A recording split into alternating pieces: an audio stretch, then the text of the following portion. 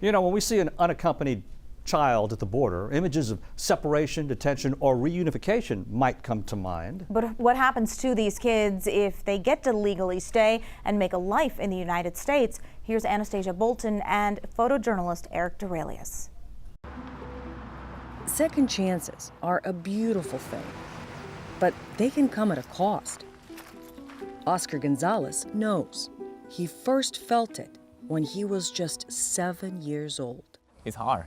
It's really hard. His mom left Honduras and her kids. I didn't understand what was happening, to find a better way to feed them, to work in the United States, to find her second chance. I probably thought it was just gonna be a regular, that she was gonna go work and then come back later, When you're 7, you can't really grasp what mom is doing and why. You just miss seeing her. Oscar just missed his mom. It was really hard for all of us. Oscar lived with grandma, had to drop out during middle school and work. Back home, if you want to go to school, it's a lot of money you have to pay. And also, there's a lot of responsibility that you have, that you need to work.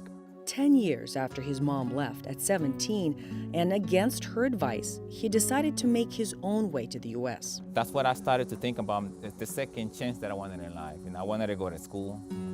I wanted to have a decent job. And I was kind of scared. You hear a lot of stories that, some people, they leave their house and they never come back. Oscar says he walked a lot of the way and took the train known as La Bestia to get closer to the border. They tell you not to fall asleep, but it just, the night is too long, days are too long. They will fall asleep, and the next thing you heard is just someone falls to the wheels. And trust me, you just heard that scream at nighttime. It's terrifying. It's horrible, and you don't know. You don't know what to do. So you just pray to God, asking Him to help you to get where you need to be, and you try to move on. Oscar says he crossed the border in Laredo, eventually surrendered to Border Patrol, and was released from detention to his mom, seeing her for the first time since he was a little boy. I opened the door and I see this short woman. I closed the door and I turned back around. I did not recognize her. The price of second chances is high. The only thing I knew about her was her voice.